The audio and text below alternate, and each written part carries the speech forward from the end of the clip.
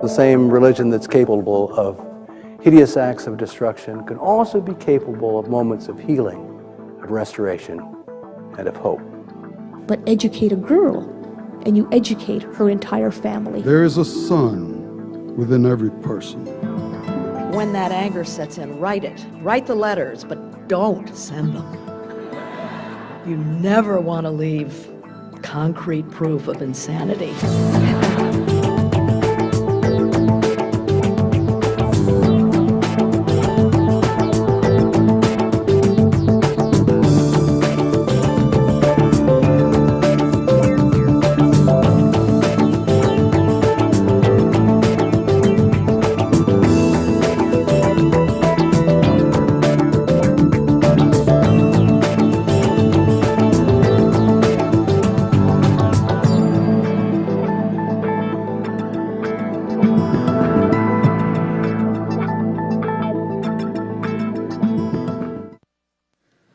Hello, good evening. My name is Roman Bratiak. I'm with the Arts and Lectures program. It's great to have all of you here.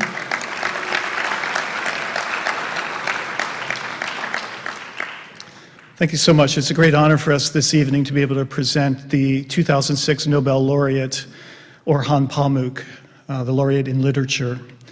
Mr. Pamuk has many cities that he can visit, and again, Santa Barbara's been blessed with his willingness to be here. So many thanks to Orhan Pamuk. There are a number of people I'd like to welcome and acknowledge.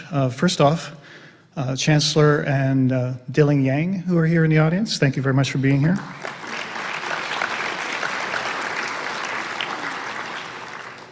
I'd also like to welcome Hakan Tekin, who's the Turkish Consul General in Los Angeles, who's here tonight. Thank you very much for coming.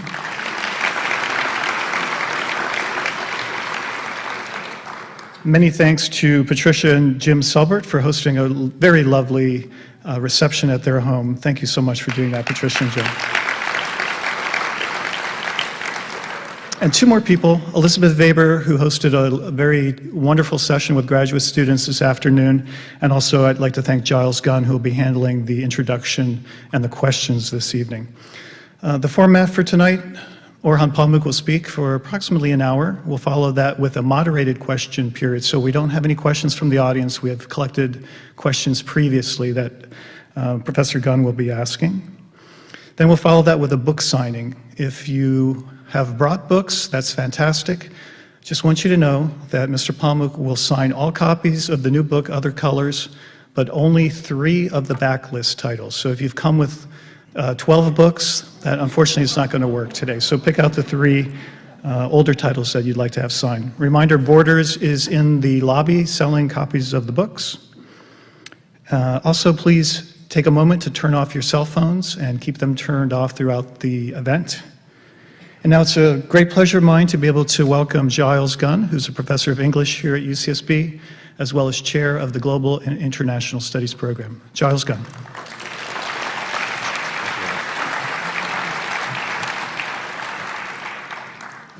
Good evening, ladies and gentlemen.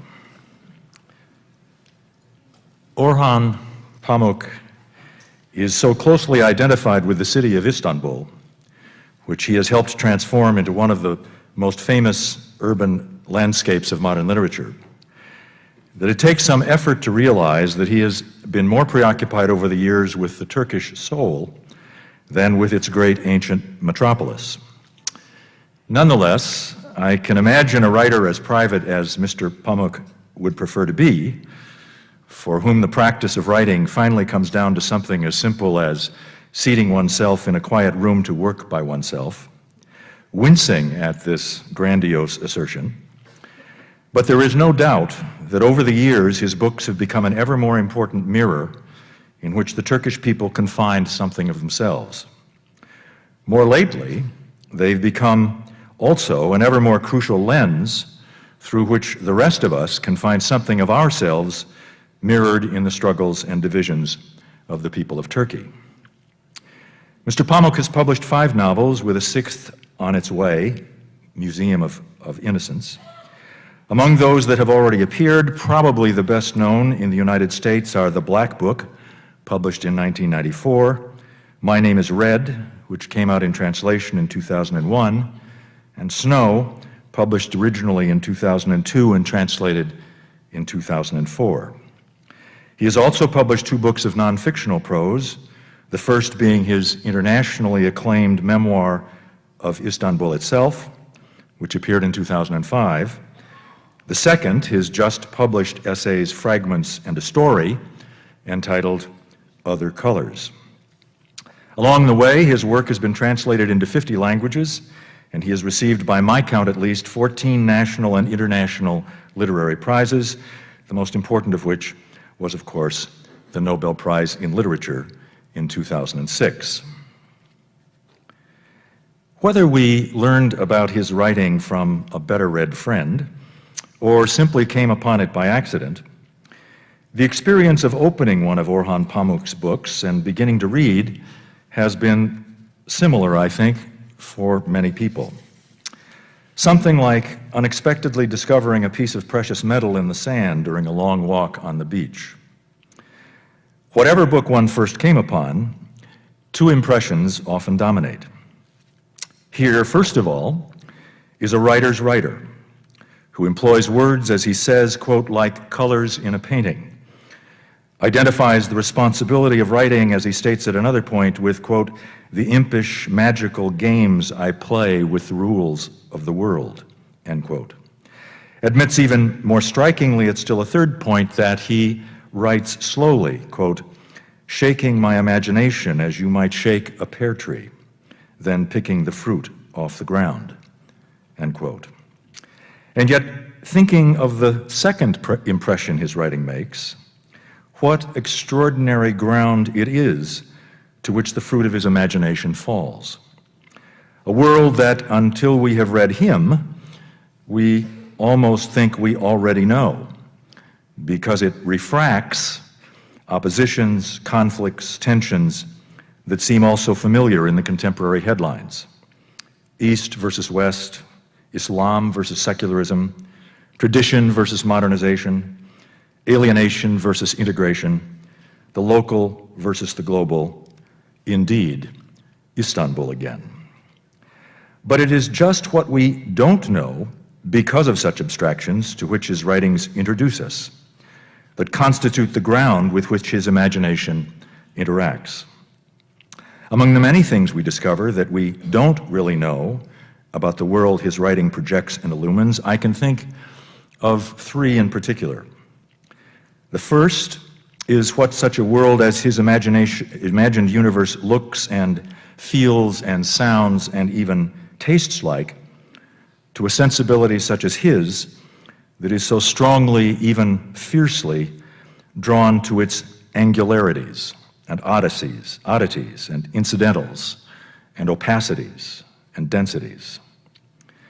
The second thing we discover that we don't know about the world that functions as the ground of his writing is how far back it goes in time and how far out it radiates in space, how vast its lines of relation and tension, how complex and various and often agonized its striations and discontinuities.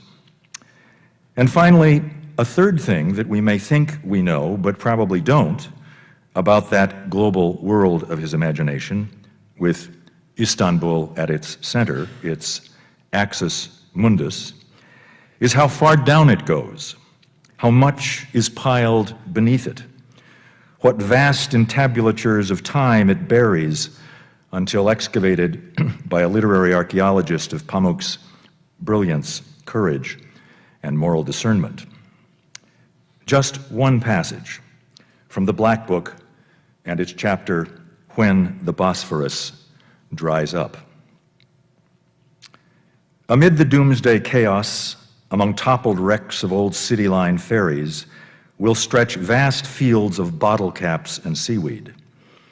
Adorning the mossy masts of American transatlantic liners that ran aground when the last of the water receded overnight, we shall find skeletons of Celts and Ligurians, their mouths gaping in open deference to the unknown gods of prehistory. As this new civilization grows up amid mussel-encrusted Byzantine treasures, tin and silver knives and forks, 1,000-year-old wine corks and dosage bottles and the sharp-nosed wrecks of galleons, I can also imagine its denizens drawing fuel for their lamps and stoves from a dilapidated Romanian oil tanker whose propeller has become lodged in the mud. No longer will we soothe our souls with songs about birds of spring, the fast-flowing waters of the Bosphorus, or the fishermen lining its shores. The air will ring instead with the anguished cries of men whose fear of death has driven them to smite their foes with knives, daggers, bullets, and rusting scimitars that their forefathers, hoping to fend off the usual thousand-year inquiries, tossed into the sea. As for the Istanbulis, who lived on the edge of the water, when they return to their homes, exhausted of an evening, they will no longer open bus windows to drink in the sea air. Instead, they'll stuff newspaper and cloth in the cracks to keep the stink of rotting flesh and mud from seeping in. They'll sit there staring through the glass at the flames that rise from the fearsome black chasm gaping below. It is a great honor to introduce Orhan Pamuk.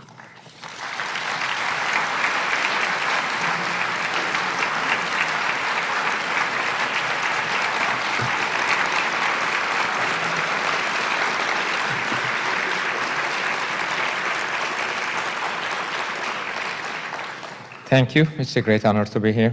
I'm in a book tour. It's fun to be here. Between the ages of 7 and 22, I wanted to be a painter. I chronicled this, wrote about this in my autobiographical city book, Istanbul. Then I stopped at the age of 22. As I wrote in that book, I suddenly stopped painting and studying architecture and did all my best to convert myself into a writer. For 8 years I wrote and finally get to be published in Turkish 8 years later. Then as I reached towards my 40s, I have decided to write about my years as a painter, or I set a novel that takes place among the painters. Tell the reader how it feels to draw a line and watch in amazement as your hand moves on the paper, what the mind thinks and feels as if this is someone else's hand drawing a line. How it feels to be a painter. Also project some of my feelings of artistic feelings, as I also at that time gave so many years to writing.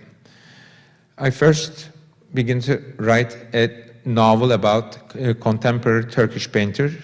Then I realized that this will be too derivative, that they're too much influenced by Western painters. And of course, the subject of Islam and painting is also troubled. So I decided to set my novel, leave aside my previous thoughts, set my novel in past. There was a brief, small art that we can refer as Islamic painting. Compared to Western painting, it's such a small thing because, as we all know, Islam and painting is a troubled subject. But then, although Islam do not allow that there be painting, it essentially focuses on that if don't hang a picture on a wall, don't worship pictures, so forth and so on. So, and religion is also controlled by religious authority, but political authority is even more stronger. So Ottoman sultans, Persian shahs or princes, or Mughal kings did not much care about these prohibitions, and for their own sake and for the pleasure of their own eyes, allowed painters to do paintings inside the books. And they did not call them paintings, they called them illumination. In the all Islamic arts of the book, actually, the painter is not an important figure. The calligrapher is the important figure who gets the most money. But then there were painters. There were some beautiful manuscripts that were sumptuously illustrated, and inside there were paintings. So, and this art had enjoyed its best produced its best works in some 250, 300 years. In a book called My Name is Red, I wrote about these painters. Set a story in late 16th century in Istanbul, in which there is an atelier, various painters. They are serving Murat III in 1591. And the book, My Name is Red, has also philosophical aspects. Painters discuss, talk. And I wrote brief one-page stories to teach the reader about these arts. But then how to teach, one very hard part of writing historical novels, that there's a subject that I research, learn, give love's labor to master, and in fact get informed, then the reader knows nothing. So how to introduce it? Then you can say, it was like this, it was like that. Then you have to be creative, and I invented these stories, both covering the subject and then a bit also, well, the story should be fun. Here is a story about painting and time, told by one of the characters. Let us imagine that this is a story told in the late 16th century in Istanbul, about another 150 years ago. It's a story told by I wouldn't say Turkish, Ottoman painter in Istanbul about Persian painters. Once upon a time, not so very long ago, yet not so recently, everything imitated everything else, and thus, if not for aging and death, man would have never been the wiser about the passage of time. Yes, when the worldly realm was repeatedly presented through the same stories and pictures, as if time did not flow, Fahir Shah's small army routed Selahaddin Han's soldier, as Salim of Samarkand's concise history attests. After the victorious Shah captured Selahaddin Han and tortured him to death, his first task in asserting his sovereignty according to custom was to visit the library and the harem of the vanquished Han. In the library, the late Selahaddin Han's experienced binder pulled apart the dead Shah's books and, rearranging the pages, began to assemble new volumes. Now I have to raise my head and say, that's what they did. And books at that time were not for reading or lying in the bed and holding because they were heavy, but they were objects of prestige once you get, and they were preserved in the treasuries, not in the libraries. Once you win over and loot another prince, another powerful person, you, along with the harem, you go to the treasury and get the books, throw away the binding, and then use the beautiful pictures and illuminations and text to rebind as if this book was made for you with a new colophon. That's what they did. His calligraphers replaced the epithet of always victorious Selahaddin Han with that of victorious Fahir Shah, and his miniaturists set about replacing the late Selahaddin Han, masterfully portrayed on the most beautiful of manuscript pages, who was, as of that moment, starting to fade from people's memories, with the portrait of the younger Fahir Shah. Upon entering the harem, Fahir Shah had no difficulty in locating the most beautiful woman there. Yet, instead of forcing himself upon her, because he was a refined man versed in books and art history, and resolving to win her heart, he engaged her in conversation. Consequently, Neriman Sultan, the late Selahaddin Han's belle of beauties, his teary-eyed wife, made but one request of Fahir Shah, that the illustration of her husband in a version of the romance Leyla and Mejnun, wherein Leyla was depicted as Neriman Sultan and Mejnun as Selahaddin Han, not be altered. In at least this one page, she maintained the immortality that her husband had tried to attain over the years through books should not be denied. The victorious Fahir Shah bravely granted this simple request, and his masters of the book left that one picture alone. Thereby, Neriman and Fahir immediately made love, and within a short period, forgetting the horrors of the past, came truly love each other. This is my philosophy of life, by the way. Still, Fahir Shah could not forget that picture in Leyla and Mejnun. Nay, it wasn't jealousy that made him uneasy or that his wife was portrayed with her old husband. What gnawed at him was this. Since he wasn't painted in the old legend in that splendid book, he wouldn't be able to join the ranks of the immortals with his wife. This worm of doubt ate at Fahir Shah for 5 years, and at the end of a blissful night of copious lovemaking with Neriman, candlestick in hand, he entered the library like a common thief, opened the volume of Leyla and Mejnun, and in place of the face of Neriman's late husband, drew his own. Like many Huns who had a love for illustrating and painting, however, he was an amateur artist and couldn't portray himself very well.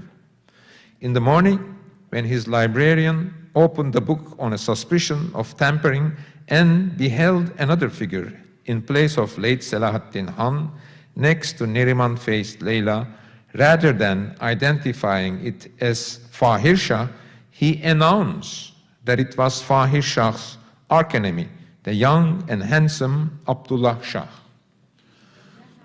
Now, the rest of the story is one single sentence. This gossip provoked Fahir Shah's soldiers and emboldened Abdullah Shah, the young and aggressive new ruler of the neighboring country, who subsequently, in his first campaign, defeated, captured, and killed Fahir Shah, established his own sovereignty over his enemy's library and harem, and became the new husband of the eternally beautiful Neriman Sultan. All one page. I just published a book. It's called Other Colors, and there is also a little bit of a joke about the titles of my book. The journalist who never reads my book, but who is eager to do an interview with me, always say, look, only reads the titles and say, oh, Mr. Pamuk, you have so many colors in your books, why? And also, a more imaginative one, what will be the title of, what will be the color in the title of your next book? There is also some substance into this title, in the sense that Other Colors are full of experiences and slices of life that I have experienced, felt, intensely attached to.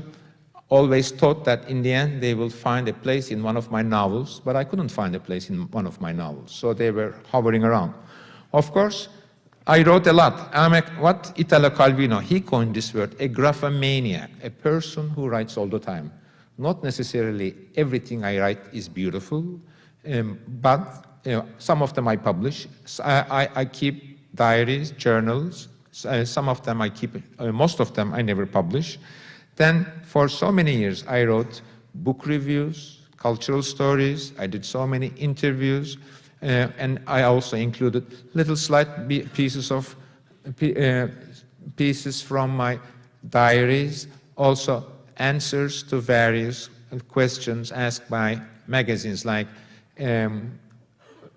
any question, especially in my youth, I used to answer and also defend what I did to my writer friends, saying that, well, you know, we are working very alone, no one pays attention. At least someone is calling from a woman's magazine asking about what I think of bathroom curtains. Well, maybe they say something, maybe. And I said. So, and I also felt that, that these things, little slices of life, little answers to questions, represent some important part of them. Not all of them, but some of them.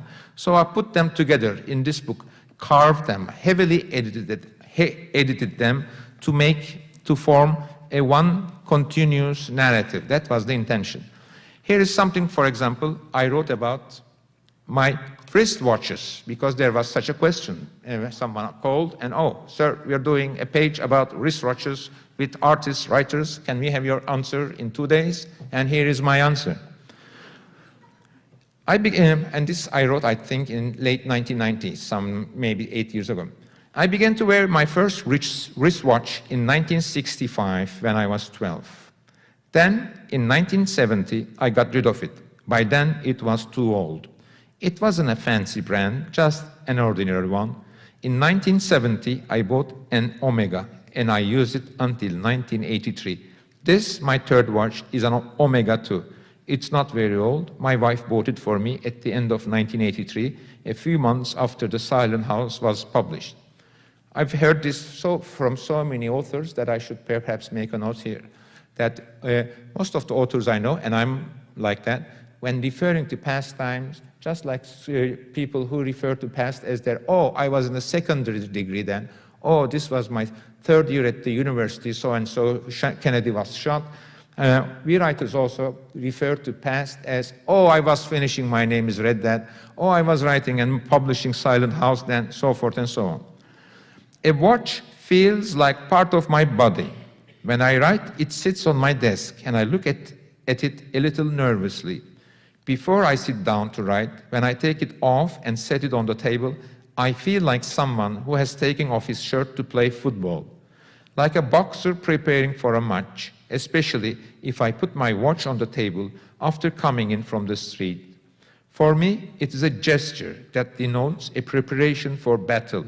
In the same way, when I'm leaving the house, if after working for 5 or 6 hours things have gone well, if I've been able to write successfully, I very much like putting my watch back on, so much so that doing it gives me the pleasure of achievement, of work completed. I rise from my table quickly. As soon as I've put my key on my money into my pocket, I walk straight out. I don't wait to put on my watch. My watch will be in my hand.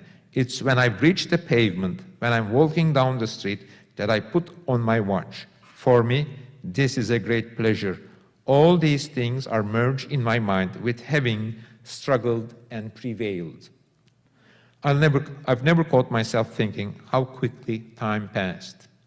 I look at the face of the watch, and it will seem as if the hour and the minute hands have arrived at the place where they were meant to be. But I don't think of this as an idea or even as a particle of time. This is why I shall never buy a digital watch. Digital watches represent those particles of time as numbers, whereas the face of my watch is a mysterious icon. I love to look at it, the face of time. In some ways, it conjures up that metaphysical conceit or something close to it. My most beautiful watch is the oldest one, the one I'm most used to. I feel attached to my watch as an object. This metaphysical affinity, this sense of enchantment, goes back to my first days of watch wearing in middle school. But later, it became linked in my mind with the school bells, and so it has remained for so many years. I take an optimistic view of time. As a rule, if a chord takes me 12 minutes, I think I can do it in 9. Or if a chord takes 23 minutes, I can do it in 17. But even if I can, I don't get discouraged. When I go to bed, I take off my watch and put it somewhere near me. The first thing I do when I wake up is to reach and look at it. My watch is like a very close friend. I don't even like changing the straps when they get worn. They carry the skin of my skin. In the old days, I would begin to write around 12 o'clock and work until evening, but my real writing time was between 11 p.m. and 4 a.m. I would go to bed at 4. Until my daughter was born, I would work nights right through morning. During these hours, when everyone was asleep, my watch face would watch me. Then this routine changed. From 1996, I got into the habit of waking at 5 and working until 7.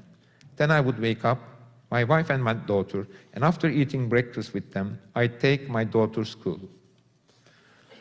Between around this time, when I was taking my daughter to school, I was also writing for a Turkish weekly magazine, weekly columns, the magazine called Öküz, and it can be translated to English as Ox, and I wrote about everything except politics there. My aim was just to be in that magazine because they were nice people, I agreed them politically, and it was also a good reason for producing fast, occasional writing. But after a while, I get bored. Every week, I would say, every Tuesday, there is a dog there. Every Tuesday, I would say to myself, this is the last time that I would write to this magazine. I'm tired. I'm not producing something interesting. I don't want to be more a graphomaniac. And I give them, this is the last time. And I would also draw some little drawings and then forget about it. Then next Tuesday around 4 o'clock, the phone will ring and I will answer, yes, sir, where is your article? And I would say, well, no article, this is finished, I'm resigned. And they would insist, and I would say, I don't know anything. And they would insist, and I would finally say, how much time do we have? And they said, we are sending someone to pick up your article in 2 hours. And I would say, and I also have to do something and fill the whole page. And I would be amazed, what am I gonna do? And of course, deadlines are so productive things, then, as we all know, then my imagination would begin to work. But then, I confess that it's not, most of the time, it's not the imagination. The slices of life that I have experienced just recently, anything that I felt intensely would suddenly come back to me, and I would write about that. In fact, some of these articles were loved, and my joke about them is that I am proud that I write slow, that I write meticulously. I'm very fussy about composition of my sentences, inner music, and the way a sculptor carves up something. I also carve up sentences, talk about them, so forth and so on, painfully write a sentence, and how slow I write, how meticulous and serious writer I am. And look at the reader, they like these fast articles I write in 2 hours. In those articles, as I told you, around that time I was taking my daughter to school. And then most of the time, because of this helpless situation, I would write about her. But then, of course, it was also fun to talk about her. Here is one of those, I will read 3 of these little small vignettes, or I would say, James Joyce would have called them epiphanies, little fast bursts of creativity and description. Rhea is my daughter's name. I dedicated 2 of my books to her. When those books get translated, when the editor sends them, she makes it her business to open the first page and check whether the dedication is there. And then she says, this one had forgotten. Now, this was now, but what I'm wrote about was when she was 6, which was that easy to handle with. Every morning, Rhea and us, every morning we go to school together. One eye on the watch, one eye on the bag, the door, the road. In the car, we always do the same things. A, wave at the dogs in the little park. B, knock back and forth as the car accelerates around the corner. C, say, to the right and down the hill, Mr. Driver, casting a sidelong glance at each other and laughing. D, laughing when we say, to the right and down the hill, Mr. Driver, because he knows exactly where we're going, as we always take taxis from the same taxi stand. E, get out of the taxi and walk hand in hand. Second, after I have hung her back on her shoulder, kissed her and let her into school, I watch her from behind.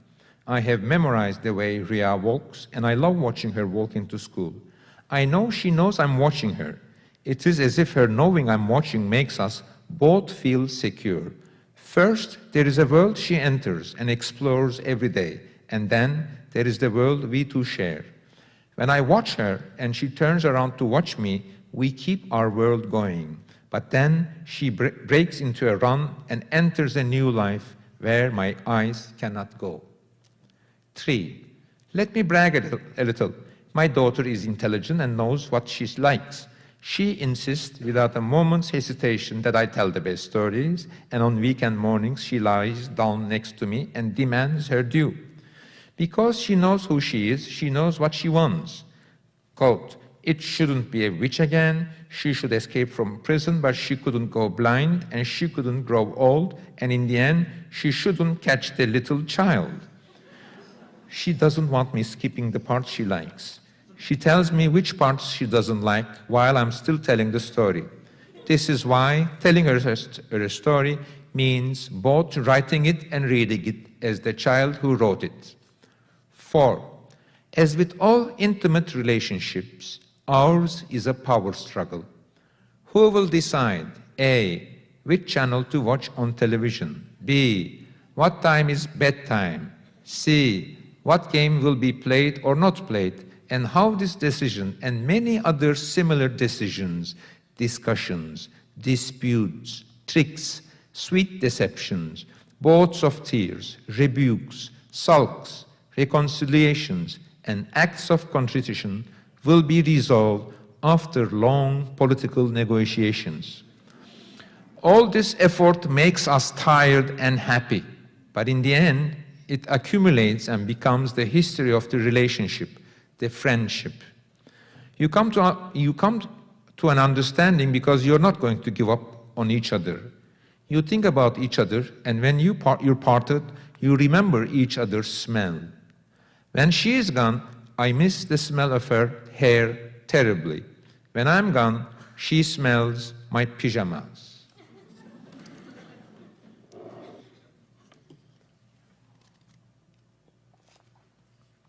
Another piece about confusion, what a father sees, when Rhea is sad.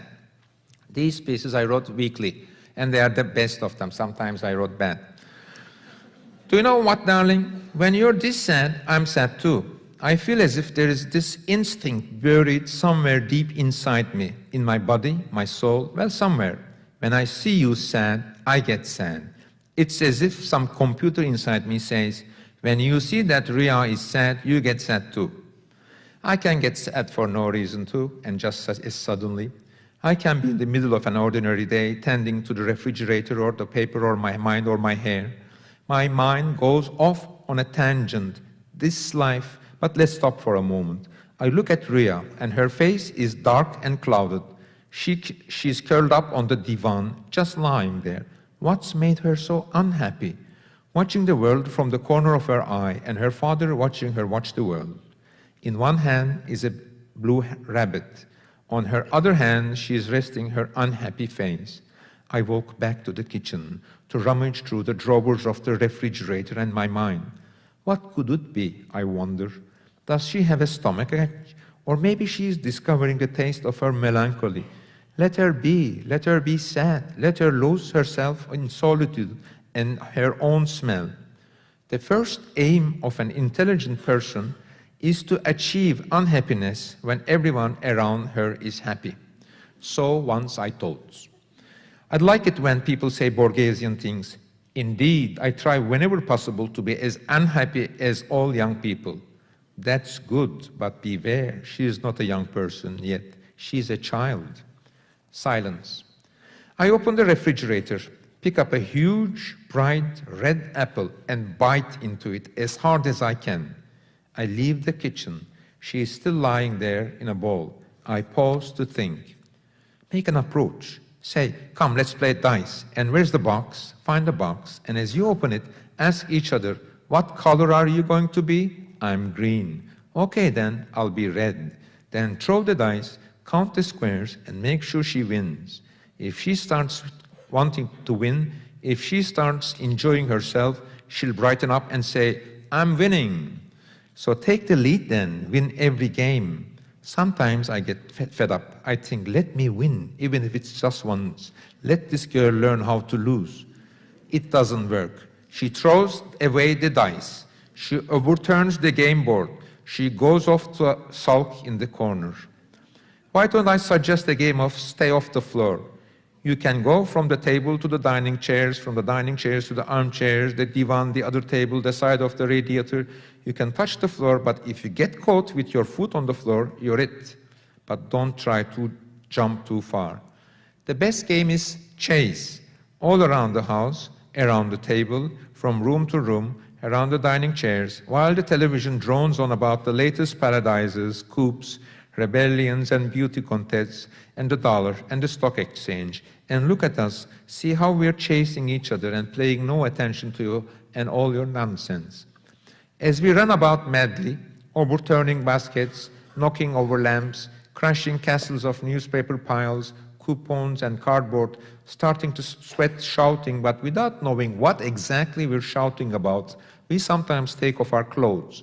If only you knew how fast we can run over chocolate wrappers, coloring books, broken toys, old newspapers, discarded water bottles, slippers and boxes. But I couldn't even do this. I sat in a corner and watched the color of dirt settling quietly over the roar of the city. The television was on, but there was no sound, none at all. One of those seagulls was walking slowly across the roof. I recognized its patter. The two of us gazed out the window without speaking for the longest time, I in my chair and Rhea on the divan, and we both, Rhea sadly, I with joy, thought about how beautiful it was. Another one, last piece about me and her, but then this is the most anthologized and most loved one. And I haven't done anything, I just recorded her monologue. Again, they were asking for the article. This is an earlier one. Again, me and her.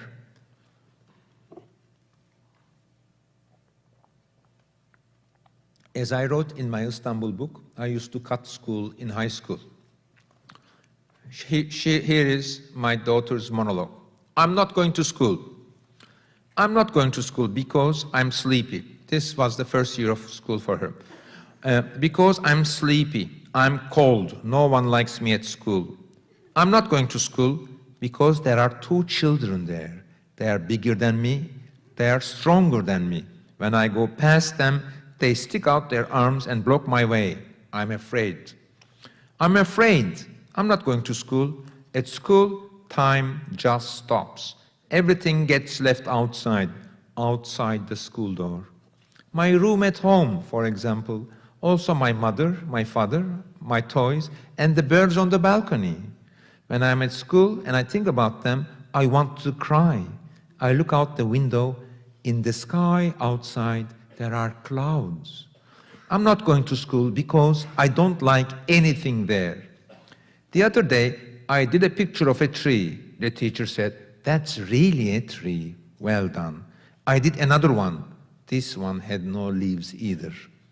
Then one of those children came over and made fun of me. I'm not going to school. When I go to bed at night and I think about going to school the next day, I feel terrible. I say, I'm not going to school. They say, how can you say that? Everyone goes to school.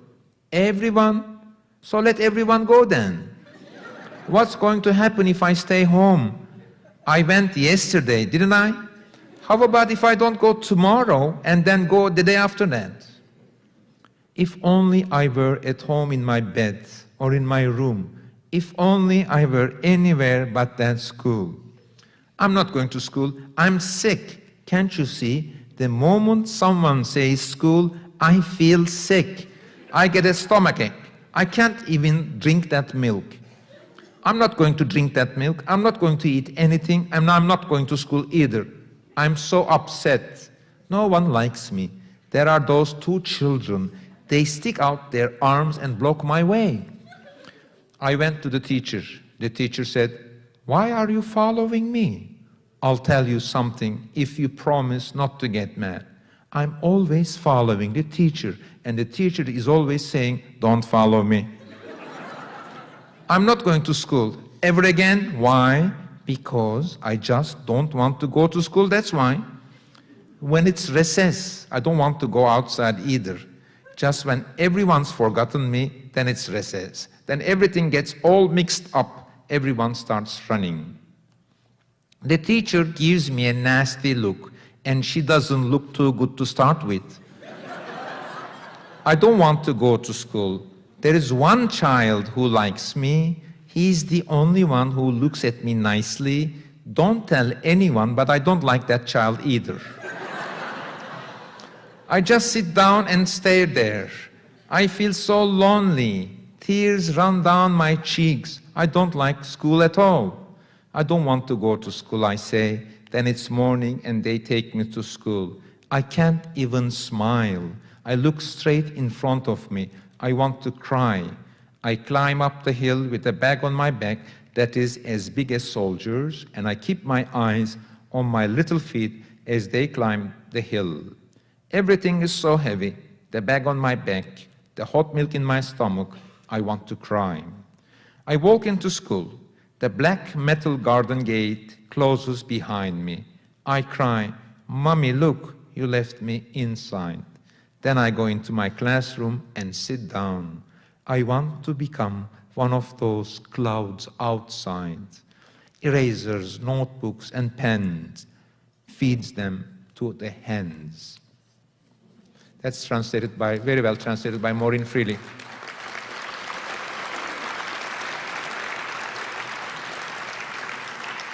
This book has also occasional writings, prize acceptance speeches, book reviews, lots of articles about the writers I like, such as Dostoevsky, Nabokov, others, selections from interviews from books such as Snow, My Name is Red, and also other articles about these books, how I wrote them, so forth and so on. The most popular question we authors have always faced is that why do you write? For what do you write?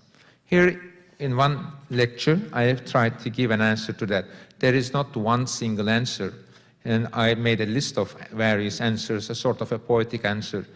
Here is I like lists, and I sometimes think of novels as drama and a series of lists. Here's a list trying to answer the question. As you know, the question we writers asked most often, the favorite question is, why do you write? I write because I have an innate need to write. I write because I can't do normal work like other people. I write because I want to read books like the ones I write. I write because I am angry at all of you, angry at everyone. I write because I love sitting in a room all day writing. I write because I can only partake in real life by changing it. I write because I want others, all of us, the whole world, to know what sort of life we lived and continue to live in Istanbul, in Turkey. I write because I love the smell of paper, pen, and ink. I write because I believe in literature, in the art of the novel, more than I believe in anything else. I write because it's a habit, a passion. I write because I'm afraid of being forgotten. I write because I like the glory and interest that writing brings. I write to be alone. Perhaps I write because I hope to understand why I am so very, very angry at all of you, so very, very angry at everyone. I write because I'd like to be read. I write because once I have begun a novel, an essay, a page, I want to finish it. I write because everyone expects me to write. I write because I have a childish belief in the immortality of libraries and in the way my books sit on the shelf. I write because it is exciting to turn all of life's beauties and riches into words. I write not to tell a story, but to compose a story. I write because I wish to escape from the foreboding that there is a place I must go, but just as in a dream, I can't quite get there. I write because I have never managed to be happy. I write to be happy. Hey.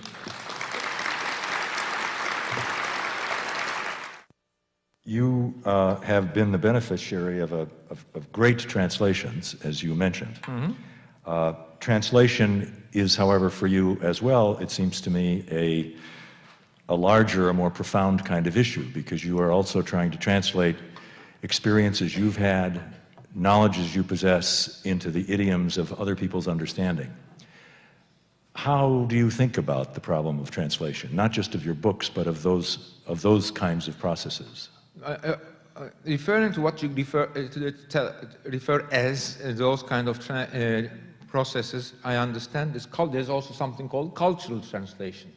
That say, if in Anna Karenina we see that one main character is reading a newspaper, then, and if we have a footnote which tells us that newspaper is a liberal one, then we understand like this, that our character is a liberal guy, contrary to say, monarchist or conservative Russian. Or if in my novel set in, say, 1980s, if a character reads a newspaper, Turkish reader immediately understands his political views, or at least there is some information about that. But what if, how would Polish reader would understand these details? They wouldn't. And some of these, it's hard to translate everything. Sometimes I try to do it, say to myself, well, you know, Turkish, what the Polish reader don't understand, Turkish reader in 30 years will not understand either, right? Because the new generation will not remember what is the newspapers anyway. So many things that I wrote in my early books, some of the new generations are looking at me blank like the Polish reader. So, so there should always be an attempt to translate the culture as well as the language. But of course, the hardest thing is translating the text. I can only check English. I'm meticulous to check English. Up to now, I had 4 English translators. For the last one is Maureen Freely, did 4 books. In fact, I'm young now, but one of my books has already been translated to English twice, the Black Book. There was an earlier translation. Then Vintage did another translation. We are working very well with Maureen Freely, and our method of working is more or less was the same with other translators. That is, the translator does the translation. He or she mails me the translation to Istanbul. I very carefully begin reading the translation. In the fifth page, I have a depression. Why? It's like beginning of a new novel that I'm writing. I just can't agree with the voice. Each novel is made up of essentially discovering a voice that will hold the whole story together. And then then it's hard to first to invent that voice when you start a novel, and also it's hard to accept that voice in another language, which seems very artificial and strange. But then you have to accept it. After a time passes, 2 months, 3 months, I take notes and talk, and then I accept it. Then we meet most of the time. Maureen comes to Istanbul. Her parents are living in Istanbul, and we sit at a table, go over all these issues that I took down notes about. We argue, we quarrel, we discuss, we sometimes laugh, we find solutions, we delay things. Translation is also about making fast decisions about the length of the text. There are so many meanings, side meanings of a sentence. Some of them, if you don't want your translation twice as long as the original, you have to make decisions. In Turkish, with 2 letters, not 2 words, I can say a lot sometimes. But then the cost of these 2 meanings is only 2 letters. I say, because it's cheap. But then, if I want that thing in English, then I have to have, if I need 3 words, I don't want that meaning. But if it's essential, I want that meaning. A sentence is like a machine, carries the heavy artillery, then there are small little things around. So you have to make fast decisions. You cannot talk about each sentence for 3 hours. So the translator should have an instinct to go at the heart of the sentence, look at the inner music, how it will be attached to the next sentence. The thing will go smoothly, so forth and so on. We argue and argue. Sometimes we can just make a decision because we're tired about what we're talking about. Sometimes Maureen says, okay, I'll find a solution at home, okay. So we get really moved to the next problem.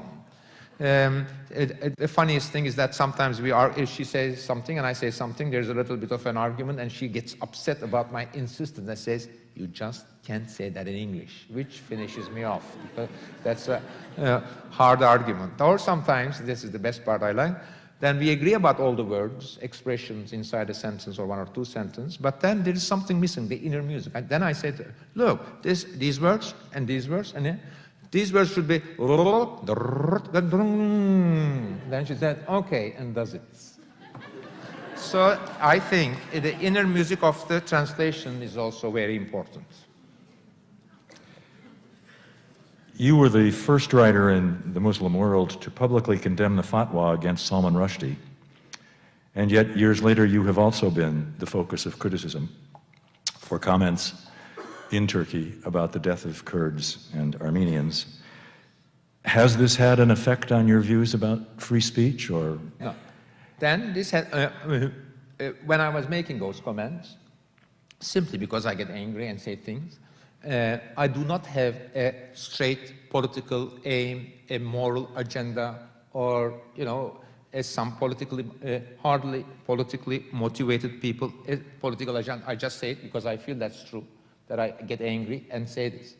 Then when I'm in trouble, you know, there are campaigns, trials, or sometimes nothing happens, of course. Then I'm in trouble. Then I embrace the idea of free speech, because only free speech people defend me in hard times. When I'm when I'm alone and everyone was attacking and I felt not happy with my situations, for example, only first international and Turkish pen defended. Then that makes one a more stronger defender of free speech. I defend free speech, of course, because it's moral. It has to be defended. There is no modern society without free speech, no open society without free speech, and also free speech defends me too. This may be a good place to end. Yes, okay. Thank you very much. Thank you very much, Orhan Pamuk.